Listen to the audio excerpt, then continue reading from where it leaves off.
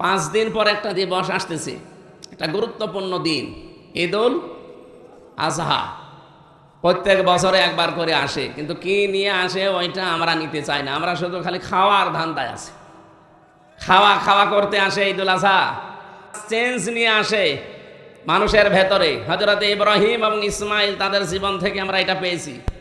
এর আগেও কোরবানি ছিল, কিন্তু এই নিয়মে ছিল না। এর আগের যে কোরবানির নিয়ম আমরা পেয়েছি, এরকম একটা ময়দানের ভেতরে, চাটিয়াল ময়দানে পশু জবাই করে রেখে আসা লাগতো।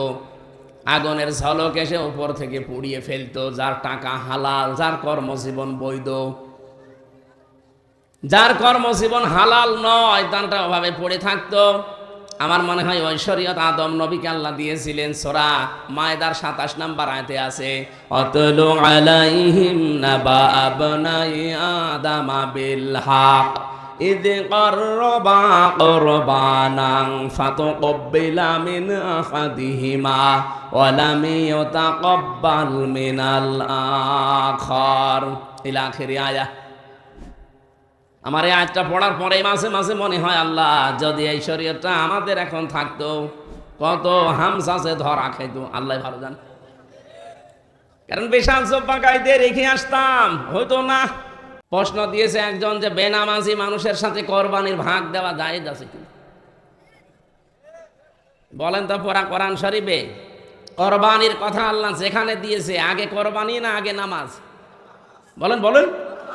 আগে নামাজ, ফাসাল্লি লিরাব্বিকা ওয়ানহার, আগে নামাজ পড়ো, এরপরে কোরবানি করো। নামাজ যদি আপনার না থাকে তাহলে কোরবানি তো যাবে না। আমার এই যে পোড়াটা মিলে হাত, পোড়াটা কি? আমার এখান থেকে এইটুকু আছে আর এইটুকু নেই, কেউ হাত বলবে? আর এতটুকু দিয়ে কিছু করা যাবে? আমার যদি নাক চলকায় হবে কি? ঝামেলা না? আল্লাহ কির সাথে কি মিলিয়েছে দেখেছেন, যে আগে নামাজ পড়ো এরপরে কোরবানি দাও।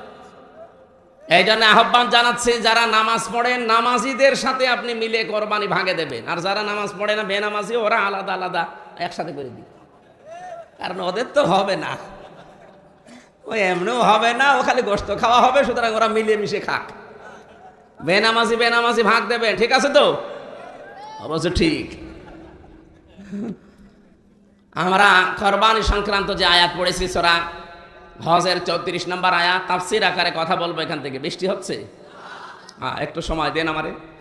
আউযু বিল্লাহি মিনাশ শাইতানির রাজীম, বিসমিল্লাহির রহমানির রহিম।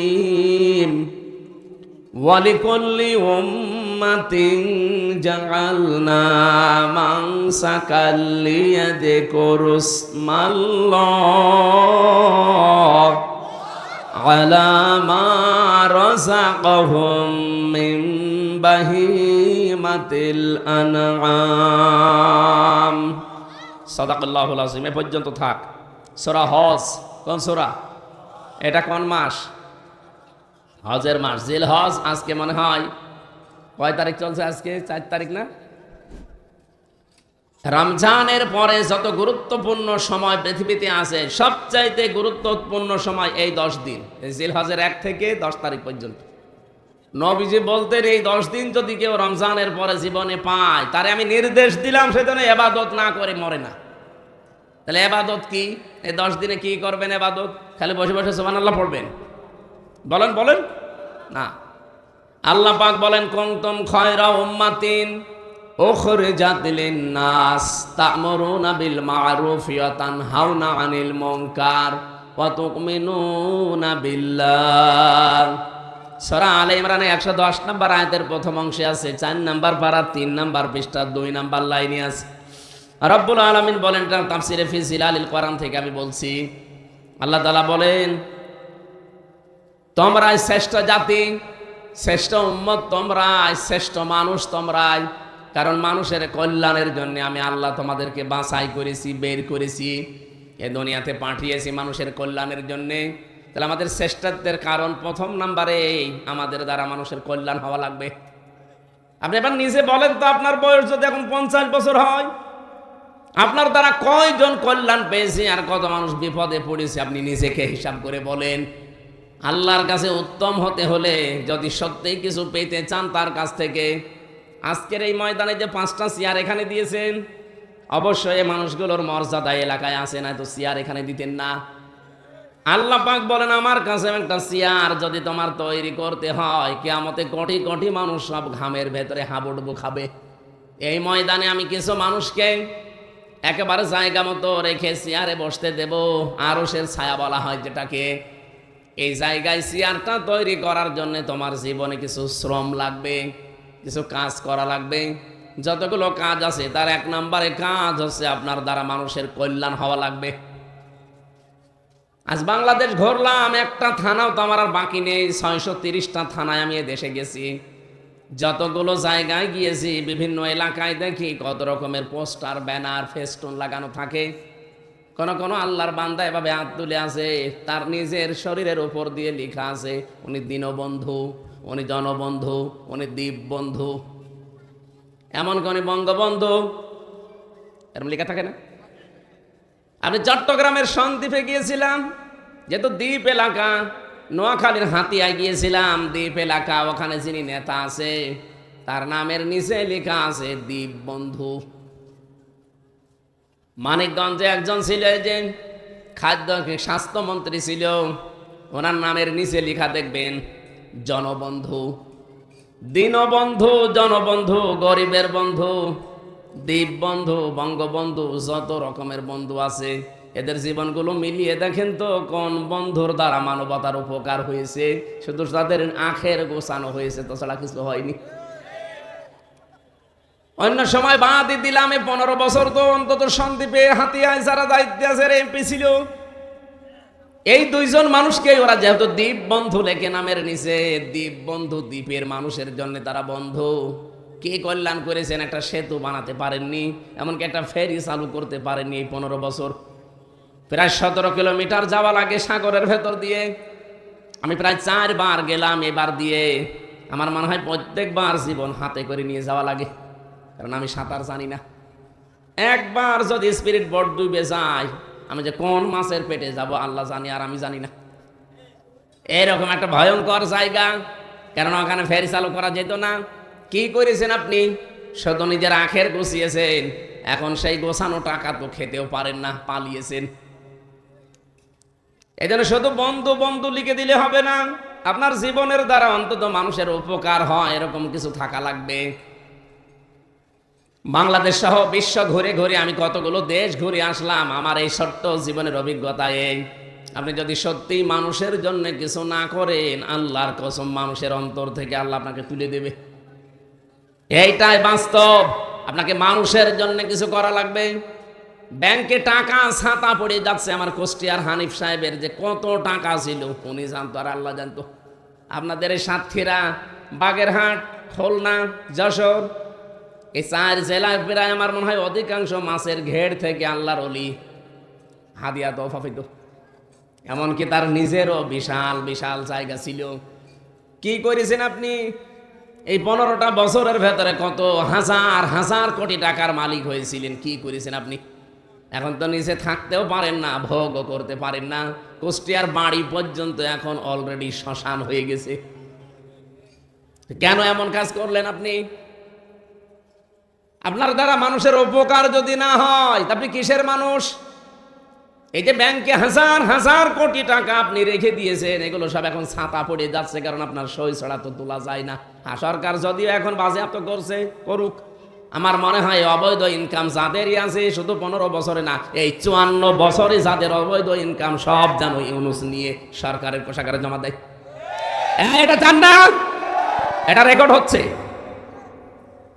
যার যতটুকু আছে নিজের বৈধ ইনকাম বাদ দিয়ে বাম হাতের ইনকাম আপনি দুদকের কাছে দিলেই টের পেয়ে যাবেন। একটাও যেন না থাকে, সব নিয়ে আপনি দিয়ে দেন রাষ্ট্রের কোষাগারে। আমি কালকে একটা রিপোর্ট পেয়েছি, পদ্মা সেতু বানাতে যে টাকা খরচ হয়েছে, ওই টাকা দিয়ে কমপক্ষে 4টা পদ্মা সেতু বানানো যায় ভালো করে, যদি টাকাগুলো পাচার না হতো আর মারিং কাটিং। তারপরেও তো একটার খরচে 4টা বানানো যায়। যেই টাকা পাচার হয়েছে ওই টাকাগুলো যদি দেশে থাকতো, কমপক্ষে 36টা সেতু বানানো যেত, পদ্মা সেতু। আজ রাজবাড়ির গোয়ালন্দ ঘাটে একটা সেতু পাওয়া যাচ্ছে না। ওদিকে চাঁদপুরের থেকে ভোলা আর একটা সেতু দরকার, ওখানে একটা সেতু নেই। কত জায়গায় এখনো পর্যন্ত এই ব্রিজ সেতু দরকার, এগুলো সব বানানো এই 15 বছরে সম্ভব ছিল যদি এই টাকাগুলো ওরা মেরে না খেত আর পাচার না করতো। এদেশের দুর্ভোগের পেছনে সবচাইতে দায়ী এই 54 বছর যারা ছিল সবাই। শুধু 15 বছরের কথা বলবো না, উপকার আপনি করেননি। এই জন্য টাকা ব্যাংকে ছাতা পড়ে যায় আর আপনার কোনো হিসাব নেই। আমি আপনাকে দান করতে বলছি না, আপনি ওই টাকাগুলো দিয়ে অন্তত একটা ফ্যাক্টরি বানান। মালয়েশিয়া ছিলাম কয়দিন আগে, সিঙ্গাপুর, থাইল্যান্ড, ইন্দোনেশিয়া, বাহরাইন, কতগুলো দেশে ঘুরতে ঘুরতে আমি পাইলটকে জিজ্ঞাসা করতাম যে ভাই এ দেশে এত উন্নত হয় কি করে। যতগুলো দেশে আমার এই হেলিকপ্টারে করে পাইলটে নিয়ে গেছে, তারা বলেছে 2টা কারণে এই দেশ দাঁড়িয়ে গেছে, সিঙ্গাপুর, মালয়েশিয়া, থাইল্যান্ড। 1 নম্বরে এই দেশের ভেতরে কোনো দুর্নীতি নেই। 2 নম্বরে এই মানুষগুলো সময়ের ব্যাপারে খুব সেন্সিটিভ, সময়ের কাজ তারা সময়ে করবে। আমাদের দেশে এই 2টার একটাও নেই। সময়ের কাজ সময়ে করা হয় না। একবার বাজেট দিয়েছিল পদ্মা সেতুতে, একবারে হয়নি, 3বার বাজেট ঘুরিয়ে ঘুরিয়ে বেশি করেছে। যেখানে 10,000 কোটি টাকা হলে হয়ে যায়, সেখানে 33,000 কোটির উপরে খরচ। কেন এত টাকা লাগবে কেন? যেভাবে টার্গেট দিয়েছিল ওই টার্গেটে বানিয়ে ফেললে কিন্তু এই বাজেট আর বাড়ানো লাগে না, আর এত সময়ও লাগে না। সিঙ্গাপুর 2004 সালের পর থেকে তারা দাঁড়িয়ে গেছে, অথচ দেশটা মাছ ধরে খাওয়া মানুষ, ওরা জেলে, ওর আশপাশে শুধু সাগর আর সাগর, মাঝখানে একটা দ্বীপ, 45 কিলোমিটার এ মাথাও মাথা। এ সাতক্ষীরার চাইতে আমার মনে হয় 3 ভাগের 1 ভাগ। আমি তো সাতক্ষীরায় ঢুকেছি সে আসরের পরে, আর এখানে আসতে বাজলো রাত 9টা। কত বড় দেশ, 3.5 ঘন্টার উপরে শুধু সময় লেগেছে পর্যন্ত আসতে সে যশোর থেকে।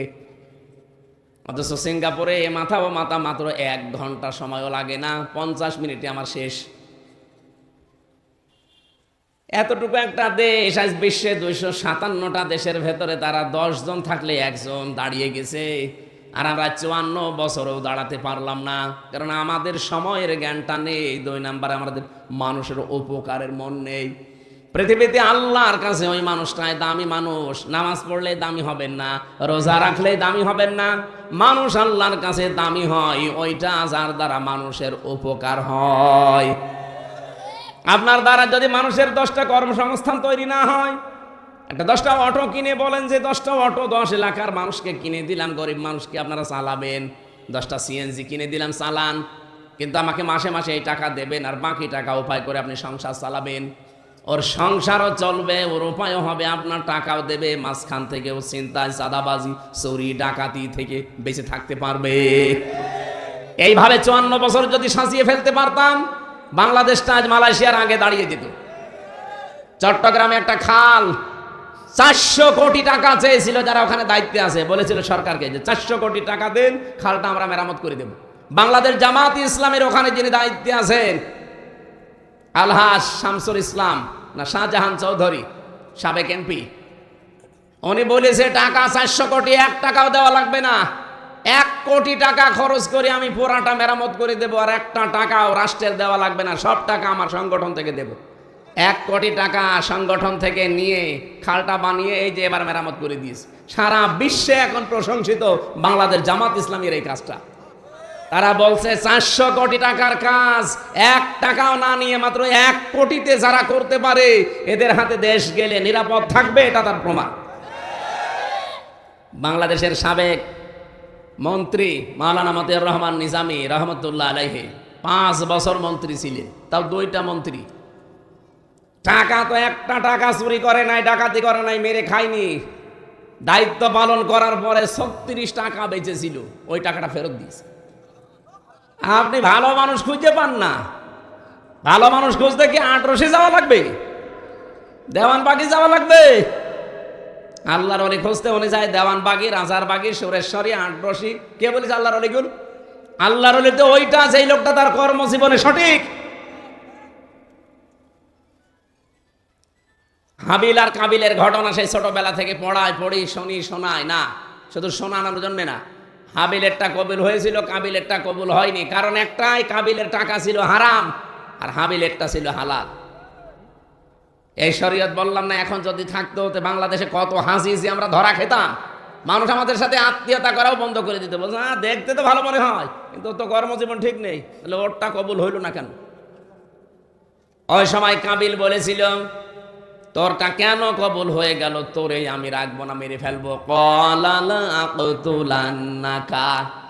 না আরো বলবে তো যে ভাই আপনি তো আমার ছোট, তুই বয়সে আমার ছোট, দুনিয়ায় আমার পরে এসেছিস, তোর শরীরের শক্তি কম, তারপরও তোরটা কবুল হয় আমারটা হয়নি। কেন হয়নি? আমি এটা আবিষ্কার করে দেখি আমি তোর মতো হতে পারি কিনা। না, তোরটা কেন হয়েছে তোরেই মেরে ফেলবো। আমার মনে হয় এখন কাবিলের মতো কাজ অনেকে করছে। এই 54 বছরে আপনি তাদের মতো হতে পারেন না যাদেরকে জনগণ ভালোবাসে, তাদের মতো চরিত্র বানাতে পারেন না, তাদের মতো অর্থনীতি ঠিক করতে পারেন না, নিজে তো কিছু করে না, যারা ভালো কাজ করে বলে তোকেই মেরে ফেলবো, তোরে মানুষ এত ভালোবাসে কেন? এগুলো কি মানুষের কাজ না কাবিলের কাজ? এই কাবিলের ভাইরা ভাই অনেকে এখন দেশে ঘুরে এসেছে। ওই দিন হাবিল বলেছিল ক্বালা ইন্নামা ইয়াতাকাব্বালুল্লাহু মিনাল মুত্তাকিন, ও ভাই আপনারটা কবুল হয়নি এই জন্য আপনি আমাকে মেরে ফেলতে চান। কান খাড়া করে শোনেন, পৃথিবীতে মুত্তাকিদের ছাড়া কোনো কিছু আল্লাহ কবুল করে না। কথাটা বলতে গিয়ে তিনি ইন্নার পরে মা লাগিয়েছেন। ক্বালা ইন্নামা, মা শব্দটা যদি ইন্নার পরে আসে বাংলা অর্থ দাঁড়ায় কেবলমাত্র, একমাত্র, শুধুমাত্র, হবেই হবে, তবে, এরকম 33টা অর্থ আছে। হাবিল এটা জানাতে চেয়েছে ওই দিন যে ভাই শুধু আপনাকেই বলছি না, ইয়াতাকাব্বালু এটা মোজারে, বর্তমান, ভবিষ্যৎ, প্রেজেন্ট, ফিউচার, কিয়ামত পর্যন্ত আমাদের ভাই ভগ্গর দুনিয়ায় যারা আসবে, আমরা তো আদমের সন্তান, আমাদের মতো আমাদের ভাইরা বোনরা কিয়ামত পর্যন্ত আসতেই থাকবে। সবাইকে উদ্দেশ্য করে আজকে একটা ওয়াজ করলাম। ক্বালা ইন্নামা ইয়াতাকাব্বালুল্লাহু মিনাল মুত্তাকিন, আল্লাহ পাক শুধুমাত্র কেবলমাত্র একমাত্র মুত্তাকি যারা তাদেরটা গ্রহণ করে থাকে, তাছাড়া অন্য কারোরটা আল্লাহ গ্রহণ করে না। তাহলে কোরবানি কবুল হওয়াতে 1 নাম্বার শর্ত আপনাকে মুত্তাকি হওয়া লাগবে। মুত্তাকি মানে কি? আমার মতো বিশাল জব্বা গায়ে দিয়ে, টুপি মাথায় দিয়ে, হাতে একটা তসবিহ নিয়ে, দুনিয়ার কোনো খেয়াল নেই, শুধু সুবহানাল্লাহ পড়ছে, এটা মুত্তাকি না। মুত্তাকির সংজ্ঞা হচ্ছে আল্লাহর নিষিদ্ধ কাজগুলো ঘৃণা ভরে ছেড়ে দেওয়ার নাম মুত্তাকি। বলেন তো এই দেশে আল্লাহর নিষিদ্ধ বহু কাজ আছে, ইচ্ছা থাকার পরও ছেড়ে দেওয়া যায় না, এমন জায়গা নেই? ঘুষ দেওয়াও হারাম, নেওয়াও হারাম, কিন্তু এমন একটা জায়গা দেখান যেখানে ঘুষ ছাড়া কাজ হয়। দেখান, কোর্টে যান, কোর্টের বারান্দার ইট পর্যন্ত টাকা চাই। আপনারা তো আর কোর্টে কামে যান না। আমার বাবার মানে সে জোতার তলা ক্ষয় হয়ে গেছে এই 3 বছরে, কারণ আমি তো একটা ছেলে, ও পাগল হয়ে গেছে মুরব্বী। কোথায় যাওয়া লাগবে, কোন উকিলের কাছে, কোন পিপির কাছে, কারে ধরা লাগবে, কারে টাকা দেওয়া লাগবে, খালি ছুটেছে। গ্রাম্য মানুষ তো যে যা বলেছে পাগলের মতো ছুটেছে। বের হওয়ার পরে আমারে বলছে হামজা যেখানে যাই সেখানে, এমনকি কোর্টের বারান্দার দিকে তাকিয়ে যে ইট লাগানো আছে, ইটের দিকে তাকালেও মনে হয় ইটও বলবে টাকা দিন।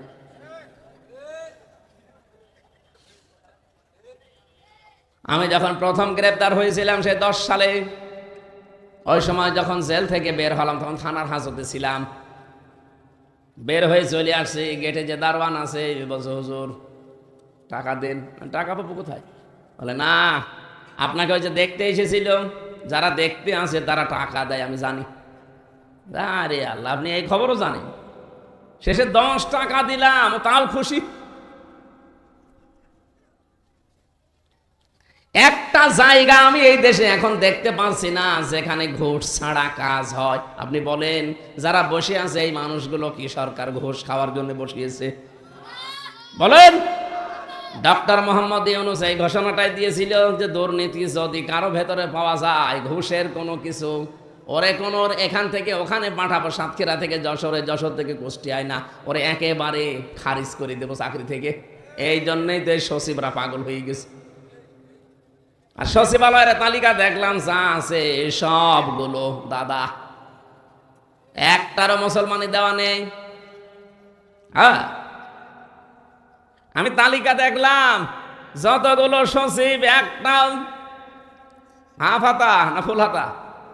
ফুল হাতা। ফুল হাতা শব্দটা শুনেছিলাম জেলে যাওয়ার পর। জেলের জেলার ছিল হিন্দু দেবদুলাল, প্রবেশ করিত মানুষজন সব চিল্লাইতো, কয়েদিরা আসতেছে ফুল হাতা। ফুল হাতা মানে মুসলমানই করা নেই। এই যে সচিবালয়ে যারা বসে আছে আপনি দেখেন তালিকা যা দেখলাম, একেবারে সবগুলো দাদা। আর ওরা আমাদের এতদিন ছড়িয়েছে যে ওরা নাকি সংখ্যালঘু। কে বলেছে? আপনারা তো সংখ্যা গুরু, দেশটা চালায় সচিবরা, আর সবগুলো আপনারা।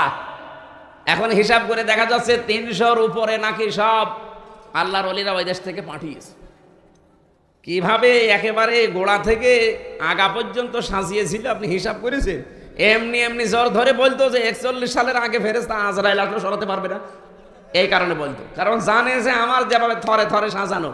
রিমান্ডে আমার 8 প্রকার গোয়েন্দা এসেছিল, ডিএসবি, ডিবি, এনএসআই, ডিজিএফআই, এরপরে সিআইডি, কাউন্টার টেররিজম, কত কিছু আমি তো নামও জানি না অনেকের। তারপরে পিবিআই, এই সবগুলো একটার পরে একটা গোয়েন্দা যারা বাহিনী আছে ওরা আসে প্রশ্ন করে চলে যায়। এই 8টাই আমি দেখেছি। আমি তাই 10 দিনের রিমান্ডে 8টাই দেখলাম, সব থরে থরে ওদের সাজানো, বাইরের কেউ নেই। আমার মামলার আয়ু ওদের, মামলার পিপি ওদের, মামলার যে জজ ম্যাজিস্ট্রেট এই যে রিমান্ড ডাকে সে ওদের, যে জজ বিচারের রায় দেবে সে ওদের, বিচারপতি যেটা হাইকোর্টে সে ওদের। আমার পক্ষে কেউ নেই, আছে শুধু একটা উকিল জামাত ইসলামের, ওর কথা শুনলেও চলে না শুনলেও চলে। এই ছিল বিচার দেশে। আমি ন্যায় বিচার পাবো কি করে? ও আমার ভাইরা, আমরা যদি আল্লাহর কাছে দামি হতে চাই, আবার বলছি, যার যেখানে যতটুকু আছে এইটুকু দিয়ে আপনি মানুষের কল্যাণের জন্য লেগে পড়েন। কি করবেন টাকা দিয়ে? ব্যাংকে তো টাকা পড়েই থাকবে। আজকে যদি চোখ বন্ধ হয়ে যায়, আপনার ওই অর্থ, ওই টাকা, ওই কড়ি নিয়ে আপনার মেয়ে, আপনার ছেলে, আপনার বউ আনন্দ করে বেড়াবে। কথা বলেন না কেন? এখন যেমন করছে অনেকের। আজকে যে মৎস্যমন্ত্রী ছিল একজন, সমরে জাউল করিম, একটা ভিডিও পাঠিয়েছে যে কত কষ্ট করে যে আমি ভারতে পালিয়েছি, 4 ঘন্টা নাকি কচুরি পানার ভেতরে লুকিয়েছিল। কেন আপনি এমন কাজ করবেন যে মানুষ দেখলে আপনাকে কুকুরের মতো পিটাতে চায়? কেন? এমন জীবন তৈরি করা যায় না যে ক্ষমতা চলে গেলেও যেন মানুষ আপনার জন্য আফসোস করে। ফামা বাকাত আলাইহিমুস সামাউ ওয়াল আরদু ওয়া মা কানু মুনজারিন। রব্বুল আলামিন বলেন, এই পৃথিবীর ময়দান থেকে এমন মানুষ বিদায় নেয় যার জন্য আকাশেও কেউ কাঁদে না, জমিনেও কেউ কাঁদে না, ইন্না লিল্লাহ কেউ পড়ে না। এমন মানুষ নেই? আমি একটা দেখাচ্ছি, এই যে কালামানিক যেটা বিচারপতি ছিল, আমার মনে হয় এ শয়তান যদি মরে যায়, ওর জন্য ইন্না লিল্লাহ পড়া দূরের কথা, যদি 1 কোটি মানুষ কেউ কথা বলতে পারে, সবাই বলবে আলহামদুলিল্লাহ। আমি ডিবি অফিসে কয়েকটা অফিসারের নাম বলছি, এদেরকে আমি জেলখানায় দেখেছি। মানুষ এদের উপরে যে রেগে আছে, কারণ এরা যে ক্ষতি করেছে। ডিবির ডিসি ছিল মশিউর, কোন জেলায় বাড়ি আমি জানি না, অবশ্যই তার কানে এটা যাবে। আমি আপনাকে বলছি, সতর্ক করছি, জনগণের সামনে যদি আপনি পড়েন, আর আমার সাথে যারা জেলে ছিল তাদের জীবন আপনি নষ্ট করে দিয়েছেন। ফুটবলের মতো পিটায় মানুষকে, ফুটবলের মতো। এতটুকু বাঁটু একটা মানুষ, ও বলে যে মানুষ না মারলে আমার ভেতরে জোশ আসে না। এরপর আমি ডিসি নজরুল ইসলাম মোল্লা, আর আমার দ্বারা দায়িত্বে ছিল বিশেষ করে কাউন্টার টেররিজমের প্রধান আসাদুজ্জামান গোপালগঞ্জের। আমি তার শয়তান দেখিনি। আমার মনে হয় যদি শয়তান দেখতাম তো এরকমই হতো, একটা টাটকা নির্ভেজাল শয়তান। মানুষ এরকম গালি দিতে পারে আমার বিশ্বাস হয়। তাও আমার যাই হোক, আমার নামের আগে তো অন্তত হাফেজ লিখা আছে, মাওলানা মুফতি লিখা আছে। লিখা নেই? এটাকে আমি আন্দাজে লিখেছি, সার্টিফিকেট অর্জন না করে লিখেছি। আমি 6 মাস কয়দিনে হাফেজ হয়েছি কোরআনের। আমি মাওলানা শেষ করেছি, মুফতি শেষ করেছি, অনার্স মাস্টার্স করেছি বিশ্ববিদ্যালয় থেকে। একে না করে আন্দাজে, এগুলো আন্দাজে এখানে লিখে দিয়েছেন আপনারা। এগুলো লেখা দেখার পরেও লোকটা যে গালি দিত আমারে প্রতিদিন, আমার মা বাপ তুলে, অথচ নিজেই বলতো মাঝে মাঝে তোমার কোনো দোষ নেই, আমরা জানি। আমার দোষ নেই, ছেড়ে দেন না। ওরা ইচ্ছা করলে বহু সহজ করে দিতে পারতো বিষয়টা, কিন্তু টাকাও খেয়েছে, কঠিনও করেছে। বাবারে বলেছিল যেদিন ধরে তার পরের দিন যে 50টা মামলা দেব যদি এখনই 10 লাখ টাকা না দেন। তো গ্রাম্য মানুষ বাবা তাড়াতাড়ি করে এদিক ওদিকে ধার ধর করে বলছিলেন 8 লাখ টাকা দিয়েছে। গরিব মানুষ 8 লাখ টাকা ওই সময় দেওয়া একবারে, কিন্তু শয়তানরা কথা রেখেছে, টাকাও নিয়েছে, পরের দিন মামলাও দিয়েছে। তুই বললে কি যে আর মামলা দেবো না, যা একটা হয়ে গেছে এই থাক, আবার টাকাও নিলি। আর আকিস গ্রুপের কাছে 32 লাখ টাকা নিয়েছে। ওরা ধনী মানুষ, ওদের কাছে ন্যায় নিক না কর, যা করে করুক। আপনি আমার বাবার এভাবে কি করলেন? আর এখন মাঝে মাঝে নাম্বার কোথায় পেয়েছে জানি না, বলছে হুজুর মাফ করে দিয়ে। আরে মাফ করবো, আগে টাকা ফেরত দিন। মাফ তো করার জন্য আমি বসে আছি, কিন্তু টাকা তো ফেরত দেবেন। টাকা ফেরত দেওয়ার নাম নেই, আর আপনি বলছেন মাফ করে দিন। মাফ করে দিলেই হলো? আমার বাবার এত বড় ক্ষতি হয়ে গেল, টাকাগুলো ফেরত দেবেন না? আকিস গ্রুপের টাকাও ফেরত দেওয়া লাগবে। ও স্যারও আমার সেদিন বলিস যে আমার কাছ থেকে বহুতবার এইভাবে টাকা নিয়ে নিয়ে আমারও অতিষ্ঠ করে তুলেছিল। তোমারে শুধু আমরা খতিবের চাকরি দিয়েছিলাম, এই কারণে ওরা আমাদের উপরেও টার্গেট করেছে। আমার ভাইরা, আমার বিষয় আমি শুধু টাচ দিলাম এ কারণে যে এই জুলুমের শিকার আমরা হয়েছিলাম। এখন ওরা হালকা পাতলা কিছু হচ্ছে, এই জন্যে নাকি ওরা আর পারছে না। অনেকে হার্ট অ্যাটাক করে মরে যাচ্ছে। আরে ভাই কিছুই হয়নি। এ 15 বছরে ইসলাম বিশেষ করে আলেমদেরকে যা করেছেন, এর 100 ভাগের 1 ভাগও এখনো পাননি। যদি 5 ভাগও পান, আপনি টিকে থাকতে পারবেন না, এমনি মরে যাবেন। হাসপাতালের বেডে, জেলখানার ভেতরে এরকম মুরব্বী প্রিন্সিপালকে প্যারালাইজড এই মানুষটাকে ধরে নিয়ে আজ 8 বছর 10 বছর জেল খাটাচ্ছে জঙ্গির মামলা দিয়ে। হাজার হাজার আলেমের উস্তাদ ছিল লোকটা। মাগুরায় বাড়ি, শালিখা থানায় নাকি শ্রীপুর। আমি যখনই হাসপাতালে মাঝে মাঝে 2-3 মাস 4 মাস পরে একবার যেতাম, হাও মাও করে কাঁদত। এই মুরব্বীও 6 মাস ছিল। কারে বাদ দিয়েছেন আপনি?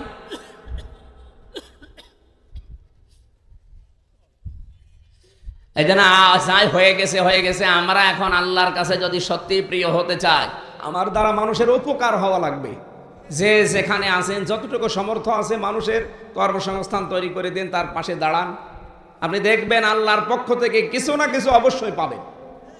তা'মুরুনা বিল মা'রুফ ওয়া তানহাউনা আনিল মুনকার ওয়া তু'মিনুনা বিল্লাহ। তোমরা ভালো কাজে আদেশ দেবে আর অন্যায় কাজে বাধা দেবে। বলেন তো, ভালো কাজে আদেশ করি আমরা না ভালো কাজে অনুরোধ করি? বলেন বলেন। বাংলাদেশে ভালো কাজে আদেশ আছে? নেই। কারণ ভালো কাজে আদেশ দিতে হলে যে জায়গায় থাকা লাগে, ওই জায়গায় 54 বছর ইসলাম যেতে পারেনি। ভালো কাজে কোনোদিন অনুরোধ করে হয় না। চলো ভাই সলিমউদ্দিন নামাজ পড়তে যায়, এটা অনুরোধ। আর ইসলামের কোনো কাজ অনুরোধ নেই, সব কাজ আছে আদেশ। ডু ইট, এটা করাই লাগবে। কারণ এই আদেশ কি হামজার না আল্লাহর? আল্লাহর কাজ কি অনুরোধ করে হয়? কোরআনে এই জন্য সব আমর দেওয়া। তা'মুরুনা বিল মা'রুফ, ভালো ভালো কাজ, যেটা পরিচিত কাজ। মারুফ মানে পরিচিত কাজগুলো আদেশ করা লাগবে। আর এগুলো আদেশ করতে হলে আদেশের জায়গায় থাকা লাগে। এই জন্য আজ বাংলাদেশ জোট করেছে, এই দেশের মুসলমানেরা আগামী থেকে আমরা ইসলামকে আদেশের জায়গায় নিয়ে যেতে চাই। এটা অনেকে রাজনীতি মনে করে। আরে ভাই, রাজনীতি হয় কি করে? এটা এদেশে 300 এমপি হবে সামনে। 151 জন যদি কোরআন শরীফ বুকে নিয়ে এবার যেতে পারে, আর প্রথম অধিবেশনে যদি বলে মাননীয় স্পিকার আমরা নামাজের বিল চাই, উনি যদি বলে হাত তোলেন, 300 জনের ভেতরে 151 জন হাত তুললেই বিলটা পাস হয়ে যাবে। আর তখন নামাজের ওয়াজ করা লাগবে, আপনার বাপ পর্যন্ত নামাজ পড়তে বাধ্য হবে। 18 কোটি মানুষ তার পরের দিন থেকে নামাজ পড়া আরম্ভ করবে। আপনি ভোট দিয়েছিলেন হামসাকে মাত্র একটা, আপনি নামাজের জন্য 18 কোটি মানুষ নামাজ পড়লে যা পাচ্ছে সওয়াব প্রতিদিন, আপনি একাধারে যতদিন বেঁচে আছেন ওই সওয়াব পেতে থাকবেন। এই জন্য আমরা ইসলামকে আদেশের জায়গায় নিয়ে যাব। 2 নম্বরে, অন্যায় কাজে বাধা দেওয়া। অন্যায় কাজে নিষেধ করে না, ও ভাই এটা করো না, না, বাধা দেওয়া লাগবে। এই যে স্রোত চলে নদীতে, এখন যদি হুজুরকে নিয়ে আমি যে বলি এই ভাই স্রোত বন্ধ হয়ে যা, ফু দিলাম, হবে? কি করা লাগবে? বাদ দেওয়া লাগবে। বাধার প্রাচীর তৈরি করা লাগবে। এই কথা বললেন না?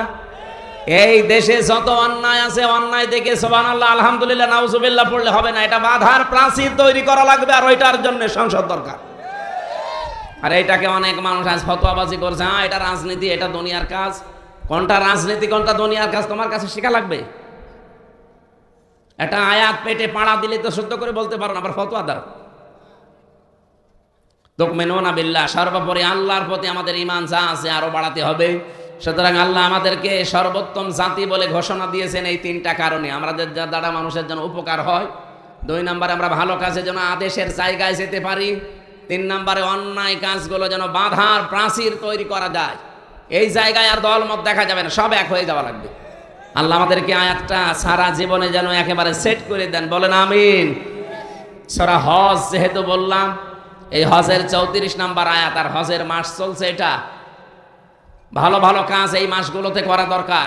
4টা মাস আল্লাহর কাছে পবিত্র মাস বলা হয়। একটা হচ্ছে এই জিলহজ, জিলকদ, রজব আর মুহররম। তার ভেতরে 3টা তো পার হয়ে গেছে, এখন যেটা আছি এই মাসে আমাদের সম্মান দেওয়া লাগবে আল্লাহর এই মাসকে। এটা আল্লাহর মাস, শাহরুল্লাহ বলা হয়। আল্লাহ রাব্বুল আলামিন বলেন, যালিকা ওয়া ইউআযযিম শাআইরাল্লাহি ফাইন্নাহা মিন তাকওয়াল কুলুব। এইটাই আল্লাহর বিধান। আল্লাহ পাক বলেন, আমার এই মাসগুলোকে, আমার এই নিদর্শনগুলোকে সম্মান দাও। সম্মান তো তারাই দিতে পারে যাদের ভেতরে আল্লাহর ভয় তাকওয়া আছে। তাহলে এই জিলহজ মাসকে আপনি সম্মান দেবেন কি করে? জড়সড় হয়ে বসে থাকবেন আপনি? না, এই জিলহজ মাসের সম্মান হচ্ছে, কাফেররাও এই মাসকে সম্মান দিত। এই মাস আসলেই তারা মারামারি, গন্ডগোল, হট্টগোল, কেস কামারি যা আছে, হামলা মামলা তারা সব বন্ধ করে দিত। আমরা আজ মুসলমানেরা ওই আমলটাও করতে পারি না। জিলহজ মাস এসেছে, এখন কি মামলা মোকদ্দমা বন্ধ আছে? বিনা কারণে মিথ্যা মামলা বন্ধ আছে, চাঁদাবাজি বন্ধ আছে? বলুন, তারপরে কি সম্মান করছেন এই মাসকে? আল্লাহ যে বললেন এটা আমার মাস, মিনহা আরবাতুন হুরুম, এই 4টা মাস পবিত্র, সম্মান দাও এই মাসকে। ফালা তাজলিমু ফীহিন্না আনফুসাকুম, এই মাসে নিজেদের উপরে জুলুম করো না, কোনো গুনাহ ইচ্ছা করে জড়িয়ে যেও না। পরকীয়া প্রেম করা কি সওয়াব না গুনাহ? আরো জোরে। এই গুনায় যারা আছেন, শয়তানের ধোঁকায় হোক, নফসের জালে পড়ে হোক, এক্ষুনি এই মাসের সম্মানে বন্ধ করা লাগবে। যাদের মোবাইলে এরকম মেয়ে লোকের নাম্বার আছে, এখনই ডিলিট করে দেন। বলে হুজুর আজকে আর ওয়াজ করার দরকার নেই। নিষিদ্ধ এরকম যতগুলো কাজ আছে, নিষিদ্ধ কাজ, গোনার কাজ কাকে বলে? যেটা নিজে নিজে করলে আনন্দ পান, অন্য কেউ জেনে ফেললেই লজ্জা পান, এইটার নাম গোনা। কথা বোঝা গেছে? নিজে করলে আনন্দ লাগে, ভালো লাগে, শান্তি পাওয়া যায়, সুখ হয়। অন্য কেউ জেনে ফেললে, দেখে ফেললেই অপমান মনে হয়, লজ্জা লাগে, এইটার নাম গোনা। আমরা এই কাজ থেকে নিজেকে যত বেশি বিরত রাখতে পারবেন, আপনার ইমানের ভেতরে একটা অনির্বচন সুখ, আলাদা শান্তি আমার আল্লাহ দান করবেন। বলেন সুবহানাল্লাহ। এই হজের মাসটাকে আমরা এভাবে গোনা ছেড়ে দেওয়ার মাধ্যমে সম্মান দেওয়ার চেষ্টা করি। অলিকুল্লি উম্মাতিন জাআলনা মানসাকান, প্রত্যেক জাতির উপরে আমি একটা বিধান দিয়েছিলাম, সেটা নুসুক। কি বললাম? নুসুক মানে, নুসুকের 3টা অর্থ হয়। 1 নম্বরে নুসুক মানে কোরবানির পশু জবাই করা।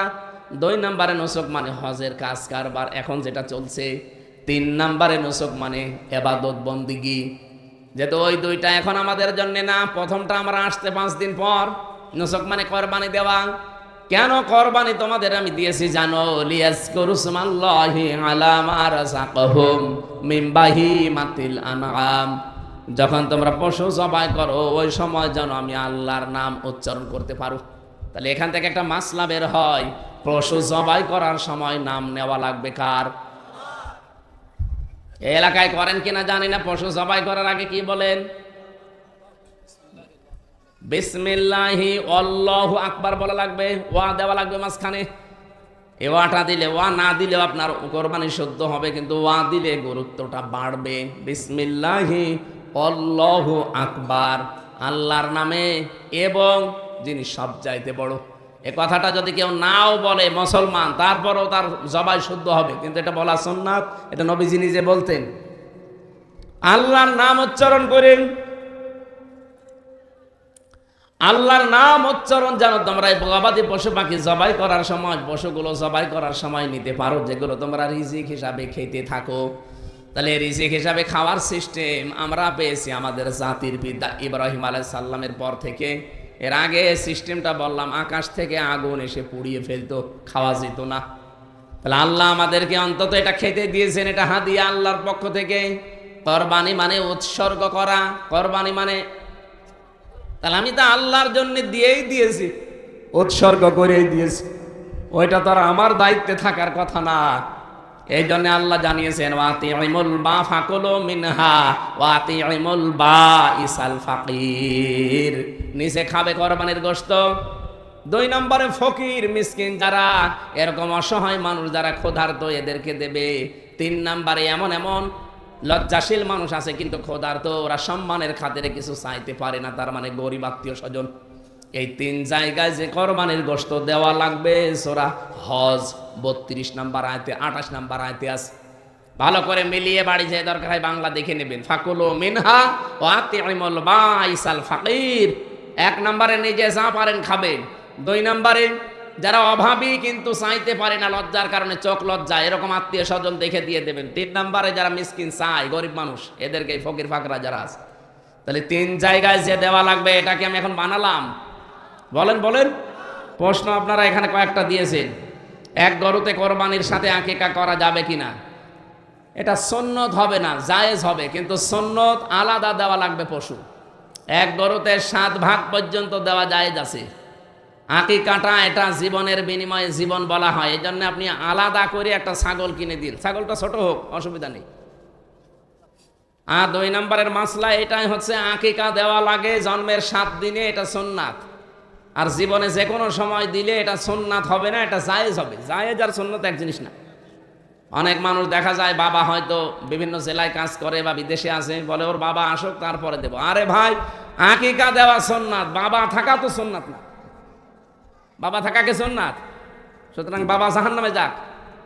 সন্তানের বিপদ আপদ দূর করার জন্য যদি সামর্থ্য থাকে এটা দেবেন। 2 নম্বরে গরুর চামড়া ও খাল ছাড়লে, কি সে ছাড়লে, খাসি ছাড়লে কি ছাড়লে নাকি, ও ছাগলে, আরে ভাই ওটা অঙ্গ ত্রুটি কে বলিস আপনাকে? তাহলে আমাদের এখানে যারা আছি সব কি অঙ্গ ত্রুটি করে ফেলেছি আমরা?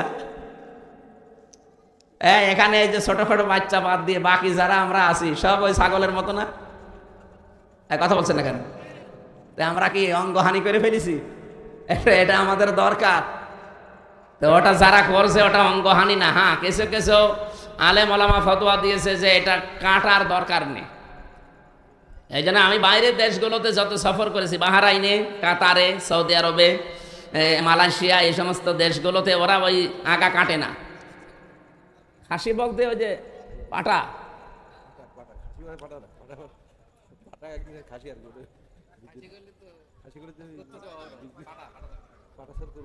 হ্যাঁ হ্যাঁ জায়েজ নেই মানে ওইটাই দেবে, কিন্তু ওটার মাংস মনে হয় গন্ধ করে। আপনারা দরকার জাল বেশি, আগুন বেশি জ্বালিয়ে খাবেন, অসুবিধা নেই। যদি দিতে পারেন ওইটাই দেওয়া দরকার। এই খাসি পাঁঠি এগুলো আমি বুঝি না ভালো। যারা এই সমস্ত কাজ কারবার করে এদের সাথে থাকা লাগবে কিছুদিন। আর একটা প্রশ্ন আছে যে এই যে গরু আর ছাগল যারা জবাই করে গোশত বানিয়ে দেয়, এই গোশতই তাদেরকে পারিশ্রমিক হিসাবে অনেকে দিয়ে দেয়। না, এটা আপনার কোরবানি জায়েজ হবে না। ওর জন্য আলাদা কষায় ভাড়া করে রাখবেন। 2000, 5000, 10,000 টাকা দিয়ে আপনি 1.5 লাখ টাকা দিয়ে কোরবানি দেবেন, তো 4-5 হাজার টাকা কষাইকে দেওয়া যাবে না? ওটা আলাদা করে দেওয়া লাগবে, ওই গোশত দিয়ে সদ দেওয়া যাবে না। আমাদের এইখানে কোরবানির প্রথম শিক্ষা পাচ্ছি আমরা যে কোনো কিছু জবাই করতে হলে কার নাম নেওয়া লাগবে? আল্লাহর নাম। আজ বাংলাদেশের বিভিন্ন দরবারে আমি বহু জায়গায় দেখেছি তারা আল্লাহর নামে জবাই দিচ্ছে না, ইয়া খাজা এটা বলে জবাই দিচ্ছে। আপনি যান, আমি দরবারের নাম বলছি না, এরকম কিছু কিছু জায়গায় আমি নিজে পেয়েছি ওরা আল্লাহর নাম বলে না। আমি 16 সালে হজ করে আসলাম, এসে একটা দরবারে গেছি, এই যে আমি নাম ধরেই বলি, ভাই আমার কপালে যা আছে হোক, এই যে 8 ওখানে যাওয়ার পরে যে আল্লাহর ওলি ওখানে শুয়ে আছে কিনা আমি জানি না, থাক উনি ভালো মানুষ হোক। এখন আমি যেই স্যান্ডেল খুলেছি, বসে স্যান্ডেল বগলে নেন, নিলাম যে এইভাবে যান, এইভাবে যাবো মানে এইভাবে যাই, এখন না গেলে তো ঢুকতে দেবে না, ঠিক এইভাবেই গেছি। এখন বের হব, চলে আসতেছি পেছন ফিরে, আবার এইভাবে বের মানে কেন? নবীর রওজা ঘুরিয়ে আসলাম কয়েকদিন আগে, মানে হয় 10-12 দিনে হয়নি। এখানে তো এভাবে যাওয়া লাগে না, এভাবে আসা লাগে না, এটাকে নবীর চাইতে সম্মানিত মানুষ পড়ে আছে এখানে। বলছে ওইটা তো ওদের নবী, এটা আমাদের নবী।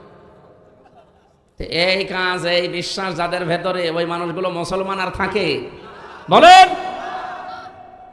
যেখানে আল্লাহ বাদে অন্যের নামে উচ্চারণ হয়, অন্যের নামে জিকির হয়, অন্যের নামে জবাই হয়, প্রথম কোরবানির শিক্ষা এটা। আজকে থেকে আল্লাহ বাদে অন্য কারো নামে জবাই করা জায়েজ নেই। ফাইলাহুকুম ইলাহু ওয়াহিদুন ফালাহু আসলিমু, তোমাদের ইলা আমাদের ইলা একজন, সুতরাং আল্লাহর কাছে মাথা নত করা লাগবে। অবাশশিরিল মুখবিতিন, যারা বিনয়ী, যারা বিনম্র, হে নবী তাদেরকে আপনি একটা সুসংবাদ দিন। কিসের সুসংবাদটা? হচ্ছে 4টা গুণ আয়াতের পরবর্তী 35 নম্বর আয়াতে আল্লাহ দিয়েছেন। এই দুনিয়াতে যারা 4টা কাজ করতে পারবে, এই মানুষগুলোকে আল্লাহ পাক বলেন ওর জীবনের কোরবানি তত তাড়াতাড়ি কবুল হবে। এবার আপনি মিলান তো আপনার জীবনে আছে কিনা? আল্লাযীনা ইযা যুকিরাল্লাহু ওয়াজিলাত কুলুবুহুম ওয়াস-সাবিরিনা আলা মা আসাবাহুম ওয়াল মুকিমিস সালাতি ওয়া মিম্মা রাযাকনাহুম ইনফিকুন। রব্বুল আলামিন বলেন, 1 নম্বরে যারা আল্লাহর নাম তাদের সামনে উচ্চারণ হলে ওদের অন্তরাত্মা কেঁপে ওঠে। অথচ এই গুণটা এখন আমাদের নেই। আল্লাহর কথা স্মরণ করালে কেঁপে ওঠা দূরের কথা, আরো আমাদের বৃদ্ধি বাড়ে। অথচ আল্লাহর নাম উচ্চারণ হলে যদি আপনার কোরবানি কবুল করাতে হয়, এই অভ্যাসটা তৈরি হওয়া লাগবে। আপনার ভেতরে কাঁপ ধরবে, ভেতর সন্তুষ্ট হয়ে যাবেন আল্লাহর কোনো বিধানের কথা শুনলে। 2 নম্বরে ওয়াস-সাবিরিনা আলা মা আসাবাহুম, বিপদ আপদ তার উপরে যখনই আসবে, এই বিপদের উপরে সে ধৈর্য ধারণ করবে। এই জন্য দুনিয়াতে, ভালো করে শোনেন, এই পৃথিবীতে ইসলামের উপরে টিকে থাকতে গিয়ে, ইসলাম মানতে গিয়ে যেই লোকটা যত বেশি কষ্ট সহ্য করবে, যত বেশি বিপদে পড়বে, ওর জীবনের কোরবানি তত তাড়াতাড়ি কবুল হবে। না, এটা বোঝেননি। আপনার ইসলাম মানা এই দেশে সবার সমান না। আমি ইসলাম মানতে গিয়ে আমার সব হারিয়েছি, আর আপনিও ইসলাম মানেন, আপনার 50 তলা বিল্ডিং উঠতেছে। ইসলাম তো এই দেশে সালমান এফ রহমানও মানত, 36,000 কোটি টাকা চুরি করিস। ইসলাম তো এটিএম আজহারুল ইসলামও মানত, 13 বছর বিনা কারণে জেল খেটিস। ইসলাম তো 2 জনই মেনেছে। এই জন্য পৃথিবীতে ইসলামের উপরে টিকে থাকতে গিয়ে, ইমানের উপরে থাকতে গিয়ে যার যত বড় বিপদ আসবে, ওর বিপদটা যত কঠিন হবে, তত তাড়াতাড়ি ওর জীবনের কোরবানি কবুল হবে। কোরবানি মানে শুধু পশু না, কোরবানি অর্থ কয়টা বললাম? 3টা। 3 নম্বর ওয়াল মুকিমিস সালাতি, যে লোকটা নামাজ কায়েমের আন্দোলন করবে। এই নামাজ কায়েম করা এটা কিন্তু হামজার কাজ না, এটা রাষ্ট্রের কাজ। কার কাজ? বলেন। এই জন্য নামাজ পড়ার কাজ হামজার, ফাসল্লি লিরাব্বিকা, নামাজ পড়ো রবের নামে, এটা আমার কাজ। কিন্তু নামাজ কায়েম করা, এখানে আল্লাহ 3 নম্বরে ফাসল্লি দেয়নি, দিয়েছে আল মুকিমিস সালাত, সে নামাজ কায়েম করবে। আর নামাজ কায়েম করার দায়িত্ব রাষ্ট্রের। এটা সূরা হজের 41 নম্বর আয়াতে দেখবেন, আল্লাযীনা ইম্মাক্কান্নাহুম ফিল আরদি আকামুস সালাহ, আমি যাদের রাষ্ট্রীয় ক্ষমতা দেব, ওরা যদি মুমিন হয়, ইমানদার হয়, প্রথম তারা নামাজ কায়েম করবে। তাহলে নামাজ কায়েম করার দায়িত্ব কি হামজার? কার? রাষ্ট্রের। এ রাষ্ট্র বানাবে ফেরেশতারা। এই কথা বলতে গেলে আপনার কাছে রাজনীতি মনে হয় না?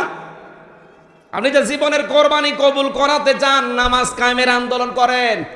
এই বাংলাদেশে যেই দল নামাজকে রাষ্ট্রে নিয়ে যেতে চায়, নামাজ কায়েম করতে চায় সমাজে, পরিবারে, রাষ্ট্রে, তার সাথে যে যত বেশি সম্পৃক্ত থাকবে, ওর জীবনের ইবাদত তত তাড়াতাড়ি কবুল হবে। 4 নম্বরে ওমিম্মা রাযাকনাহুম ইনফিকুন, যার আছে রিজিক হিসাবে। রিজিক মানে শুধু খাবার না, যাকে আল্লাহ যা জীবন চালাতে দিয়েছে ওইটাই রিজিক। আমার ক্ষমতা আমার রিজিক, আমার এই যে বক্তৃতা আমার রিজিক, আমি লিখতে পারি এটা আমার রিজিক, আমার যে পাওয়ার আছে প্রভাব প্রতিপত্তি এলাকায় এটা আমার রিজিক, থানার ওসি সাহেবের যে চেয়ার ওইটা তার রিজিক। কথা বোঝেন? এলাকার মেম্বার, এলাকার মাতব্বর, এলাকার মন্ডল যিনি আছে, তার যে পাওয়ার আছে এলাকায়, এইটা তার রিজিক। এই রিজিক গুলো সে যেন আমি আল্লাহর জন্য, মানবতার জন্য ব্যয় করে। অথচ এই রিজিক গুলো এলাকার মেম্বার, এলাকার চেয়ারম্যান, মাতব্বর, এই রিজিকটা পেয়েছে, প্রভাব প্রতিপত্তি আছে, ক্ষমতা আছে, এলাকায় টাকা পয়সার মালিক, আল্লাহর জন্য, মানবতার জন্য পক্ষে ব্যয় করে না, ব্যয় করে তার নিজের আখের গোছানোর জন্য। না, আপনার কোরবানি হবে না ভাই। কোরবানি কবুল করাতে হলে রিজিক যা পেয়েছেন এটা খরচ করতে হবে আল্লাহর জন্য, মানবতার দিকে। আল্লাহ রাব্বুল আলামিন বলেন, হুয়া মাওলানা ওয়া আলাল্লাহি ফালিয়াতাওয়াক্কালিল মুমিনুন। হে নবী, আপনার উম্মতদেরকে জানান যাদের ভেতরে ঈমান আছে তারা যেন ভরসা করে। কার উপরে? কারণ ভরসা আল্লাহর উপরে করা এটা মুমিনের কাজ। এই ভরসা যার যত বেশি হবে, দৃঢ় হবে, পাকাপোক্ত হবে, অকানা হাক্কান আলাইনা নাসরুল মুমিনিন, এই মুমিনদেরকে তত বেশি সাহায্য করা আমি আল্লাহর জন্য হক, অধিকার, ওয়াজিব হয়ে যায়। এই জন্য সামনে যে সময় আসতেছে, কোন দলে লোক বেশি কোন দলে লোক কম এটা দেখার দরকার নেই, দেখতে হবে যে কোন দলে ঈমানদার বেশি। ওয়ালা তাহিনু ওয়ালা তাহজানু ওয়া আনতুমুল আ'লাউনা ইন কুনতুম মুমিনিন। এখানে আলেম আছে। আল্লাহ পাক বলেন কোনো চিন্তা নেই, কোনো ভয় নেই, এমনকি দুর্বল হয়ে যাবে না, মনক্ষুণ্ণ হবে না, নিজেকে ছোট ভাববে না, ভয়ও পাবে না, চিন্তার তো কারণই নেই। ওয়া আনতুমুল আ'লাউনা, তোমরাই বিজয় হবে। খবর যদি মারিফা হয়ে যায় কোন সময়, ইফিদুল হাসরা, হসরের ফায়দা দেবে, বাংলা অর্থ দাঁড়াবে হবেই। আল্লাহ বলেন ভয় নেই, চিন্তা নেই, তোমরা বিজয় হবে না, হবেই। ইন কুনতুম মুমিনিন, শর্ত একটা, যদি মুমিন হতে পারো। সুতরাং মুমিন হওয়ার দায়িত্ব কার? আল্লাহ। আল্লাহ মুমিন হবে। আল্লাহ তো মুমিন আছেই, অনেক তো মুমিন। আর আমরা কিন্তু মুমিন না, আমরা হচ্ছে আব্দুল মুমিন। কি কথা বলেন না কেন? আমরা কি? আমরা আব্দুল মুমিন, মুমিনের দাস, বান্দা, অসাতক্ষীরাবাসী। এ পর্যন্ত বলার পরে আমি যেটা সামারাইজ করতে চাই, ভালো করে খেয়াল করেন, কোনো কিছু এ পৃথিবীতে আসবে না যতক্ষণ আল্লাহ ওইটা লিখে না রেখেছে। এই জন্য আমাদের হারিয়ানোর কোনো ভয় নেই। জিতে গেলে আনন্দে আত্মহারা হয়ে একেবারে সব উলট পালট করব, সেই আকাঙ্ক্ষা আশঙ্কা নেই। আমরা স্বাভাবিক। আমরা কি বলেন বলেন? আজকে যত বড় একটা নিয়ামত আল্লাহ আমাদেরকে দিল, আপনি কি মনে করেছিলেন বাংলাদেশ জামাত ইসলামী ওই ৭১ সালে কি একটা ঝামেলা, ওই কারণে তার নিবন্ধন বাতিল করেছে? না, ৪৯টা দলের নিবন্ধন আছে এই দেশে, এবং সব মিলে প্রায় ৭৩টার উপরে দল এই দেশে কাজ করছে। বাংলাদেশ জামাত ইসলামীরও নিবন্ধন ছিল, কেড়ে নিয়েছিল ৮ সালের দিকে, ৯ সালের দিকে কেড়ে নিয়ে এই ১২ বছর পরে এই মামলা চলছিল। কোনো দিনের জন্য চিন্তা করেছেন কেন এদেরটা কেড়ে নিল? তো ছিলই একটাই মাত্র কারণ, কেড়ে নিয়েছিল যে জনগণ ক্ষমতার উৎস। এটা জামাতের ওই গঠনতন্ত্রে লেখা ছিল না, ওখানে লেখা ছিল ক্ষমতার উৎস আল্লাহ। বলেন তো এই কথা যদি কোনো মানুষ না বলে তার ঈমান থাকার কথা? বলেন বলেন। এতদিন যাদের নিবন্ধন ছিল, যাদেরটা বাতিল হয়নি, তারা ওইটা বলতো যে জনগণ ক্ষমতার উৎস। জামাত ইসলামী এইটা বলেছিল যে না, জনগণ ক্ষমতার উৎস নয়, ক্ষমতার উৎসকে। ওখানে আয়াত লেখা ছিল আন্নাল কুওয়াতা লিল্লাহি জামিআ। এজন্য এটা শুধুমাত্র দেশের বিষয় না, এটা আন্তর্জাতিকভাবে অনেক চক্রান্ত চলছিল। ইসলাম, মুসলমান এবং ইসলামী শিক্ষা, ভাবধারা, এগুলো যেন এদেশ থেকে বিদায় করে এমন কিছু চাপিয়ে দেওয়া যায়। আগামী অন্তত ৪০ বছর পর্যন্ত যদি এভাবে চালানো যায়, পুরা জাতি আল্লাহকে ভুলে পুরাটা বেঈমান হয়ে যাবে। এরকম একটা সিদ্ধান্ত নিয়েছিল বাঁশের দাদা বাবুরা, কিন্তু আল্লাহ সফল করতে দেয়নি। আল্লাহ আমাদেরকে অন্তত মুক্ত করেছেন, বলেন আমিন। আমরা আকাশের দিকে তাকাচ্ছি বারবার, যেহেতু পরিবেশ আমাদের অনুকূলে নেই। এই জন্য আমরা খুব তাড়াতাড়ি করতে চাচ্ছি যে 5 দিন পর একটা দিবস আসতেছে, একটা গুরুত্বপূর্ণ দিন, ঈদুল আজহা। প্রত্যেক বছরে একবার করে আসে, কিন্তু কি নিয়ে আসে ওইটা আমরা নিতে চাই না। আমরা শুধু খালি খাওয়ার ধান্দায় আছে, খাওয়া খাওয়া করতে আসে। ঈদুল আজহা চেঞ্জ নিয়ে আসে মানুষের ভেতরে। হযরত ইব্রাহিম এবং ইসমাইল, তাদের জীবন থেকে আমরা এটা পেয়েছি। এর আগেও কোরবানি ছিল, কিন্তু এই নিয়মে ছিল না। এর আগের যে কোরবানির নিয়ম আমরা পেয়েছি, এরকম একটা ময়দানের ভেতরে, চাটিয়াল ময়দানে পশু জবাই করে রেখে আসা লাগতো। আগুনের ঝলক এসে উপর থেকে পুড়িয়ে ফেলতো। যার টাকা হালাল, যার কর্মজীবন বৈধ, যার কর্মজীবন হালাল নয়, তারটা অভাবে পড়ে থাকতো। আমার মনে হয় ওই শরীয়ত আদম নবীকে আল্লাহ দিয়েছিলেন। সূরা মায়দার 27 নম্বর আয়াতে আছে, অতলু আলাইহিম নাবা আবনাই আদামা বিল হক ইদ করবা কুরবানান ফাতুকব্বিলা মিন আহাদিহিমা ওয়া লাম ইউতাকাব্বাল মিনাল আখার ইলা আখির আয়া।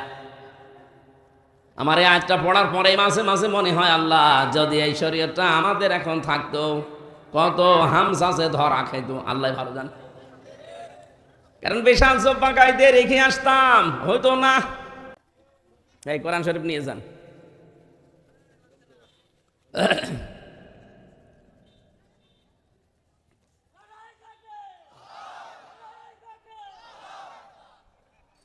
এই তাকবীর আগে পরের দিন একটা প্রশ্ন এসেছে আমার কাছে, আর একটা দিয়েছে মোবাইলে। প্রথম প্রশ্ন হচ্ছে, 5 ওয়াক্ত ফরজ নামাজের পরে মোনাজাত যদি না করা হয় তাহলে কি তারা জাহান্নামী হবে? কথাটা হাদিস সম্মত কিনা বিস্তারিত জানতে চায়। এই প্রশ্নের জবাব হচ্ছে, নামাজ শুরু হয় তাকবীর দিয়ে, আর নামাজ শেষ হয় সালাম দিয়ে। নামাজ শুরু হবে কি দিয়ে? তাকবীর কি? আল্লাহু আকবার, এই যে নামাজ শুরু হয়ে গেল। আর শেষ হবে আসসালামু আলাইকুম রাহমাতুল্লাহ, এই শেষ নামাজ। এরপরে আর নামাজ নেই। এরপরে যদি আপনি কিছু করতে চান, সেটা নামাজের বাইরে, এটা দোয়া দরুদ পড়েন, মোনাজাত বলেন, যাই বলেন, যা করবেন, ওটা নামাজের ভেতরে আর নেই। সুতরাং আমাদের এই বাংলাদেশ, ভারত, পাকিস্তান, এই 3টা দেশে আমরা বেশি পাই। ফরজ নামাজের পরে আমরা এই যে সম্মিলিত যে মোনাজাত জোরে জোরে করি, এটা নামাজের অংশ নয়। কোনো মানুষ যদি মনে করে যে এটা নামাজের অংশ, না করলে আমার নামাজ হয়নি, তাহলে আপনি এটা বেদাত হবে। আমার কথা বোঝেন আপনি? এটা কি হবে বলেন বলেন? এই বেদাতটা কেউ মনে করবেন না। হ্যাঁ, আপনি নামাজ শেষ হয়ে গেছে, 10টা জায়গায় দোয়া কবুলের গ্যারান্টি আছে, তার ভেতরে ফরজ নামাজ পড়ার পর এটা যে হাত তুলেই করা লাগবে, বিষয়টা এমন না। আপনি মনে মনে দোয়া করেন, অথবা আল্লাহু আকবার 3 বার, আস্তাগফিরুল্লাহ 3 বার, আল্লাহুম্মা আনতাস সালাম ওয়া মিনকাস সালাম এটা 3 বার, বা 1 বার পড়েন। এরপর আয়াতুল কুরসি 1 বার। আরও কিছু দোয়া দরুদ আছে যেগুলো রাসূলুল্লাহ পড়তেন, ওইটা মাসনুন দোয়া দেখে নেবেন। সুবহানাল্লাহ 33 বার, আলহামদুলিল্লাহ 33 বার, আল্লাহু আকবার 34 বার, এইগুলো পড়ি। এখন আপনার মনে যত কিছু লাগে আপনি বাংলায়, আরবিতে, ইংরেজিতে বলেন, আল্লাহকে বলেন। আর আমার যতটুকু কোরআন হাদিস পড়ে ধারণা, মানুষের দোয়া সবচাইতে বেশি আল্লাহ শোনেন, কবুল করেন সেজদায়। কোন সময় বলেন বলেন? কিন্তু ফরজ নামাজে এবং ওয়াজিব নামাজের সেজদায় গিয়ে আপনি মাতৃভাষায় দোয়া করতে পারবেন না। এই যে বাংলায় এটা করা যায় নফল নামাজে, সুন্নত নামাজে, তাহাজ্জুদের নামাজে একেবারে সেজদা দিয়ে রাখেন আধা ঘন্টা, 45 মিনিট, 1 ঘন্টা। আমি নিজে জেলখানায় এই 3 বছর, এক একটা সেজদায় আমার মনে হয় 1 ঘন্টা 10 মিনিট, 20 মিনিট, 1.5 ঘন্টা কেটে গেছে। কারণ মানুষ সেজদার ভেতরে যদি মজা পায়, ও জীবন আর মাথা তুলতে যাবে না। আর এমনিতেই 3 বছরে তো কোনো দিকে তাকাইনি, 24 ঘন্টা ঘরের ভেতরে তালা লাগানো। এই জন্য ওই আমার জীবনটাও এরকম ছিল। সেজদায় গেলে অঝর নয়নে এমনি কান্না চলে আসতো। কারণ যোগাযোগ বিচ্ছিন্ন 3 বছর, কিচ্ছু জানি না বাইরের অবস্থা, খালি আল্লাহ আর আমি ছাড়া কেউ নেই ঘরের ভেতরে। সিসি ক্যামেরা দেওয়া 24 ঘন্টা, আমাদের সাথে যেন কেউ কথা না বলে, এইরকম কঠিন করে রেখেছিল এই জালেমরা। ওই জন্য সেজদায় যে আপনি নফল আর সুন্নত নামাজে, তাহাজ্জুদের নামাজে যত পারেন বাংলা, ইংরেজি, আরবি যা পারেন সব বলেন। আমার মনে হয় এই যে ফরজ নামাজের পরে মোনাজাত জোরে করবেন না আস্তে করবেন, হাত তুলে করবেন না হাত ছেড়ে দিয়ে করবেন, এইটা নিয়ে এলাকায় যেন কেউ গন্ডগোল করবেন না। এটা নামাজের অংশ নয়। কেউ করলে আপনার বাধা দেওয়ার দরকার নেই, কারণ একবারে বাধা দিতে গেলে আপনি যত বড় হুজুর হন, এক দেবে চাটি। হ্যাঁ, বেশি বুঝু, এই হুজুররা কি কম বুঝতো? এজন্য আস্তে আস্তে এটা তোলা লাগবে, একবারে হবে না। আর যারা না করেন, আপনারা মনে মনে যা পারেন করেন, আপনাকে বাধা দেওয়ার এখানে দরকার নেই, কারণ এটা হারাম হওয়ার কোনো বিষয় না। বেদাত যদি হয়ও, বেদাত আবার 2 প্রকার, বেদাতে হাসানা, বেদাতে সাইয়া। হাসানা মানে যেটার দ্বারা আল্লাহর, মানবতার, ইসলামের কোনো ক্ষতি হয় না। আমি নামাজ পড়ার পরে যদি আমি হাত তুলে মোনাজাত করি, আমার কোনো ক্ষতি আল্লাহর হচ্ছে? বলেন বলেন? হ্যাঁ, যদি নামাজিদের ডিস্টার্ব হয়, পেছনে যারা 2-1 রাকাত নামাজ পায়নি, আপনার জোরে জোরে কথা বলার দরকার নেই, যা বলবেন মনে মনে বলবেন। কথা বোঝা গেছে কিনা বলেন? এটা মারামারি করার কোনো বিষয় না। দ্বিতীয় নম্বরে প্রশ্ন দিয়েছিল, হ্যাঁ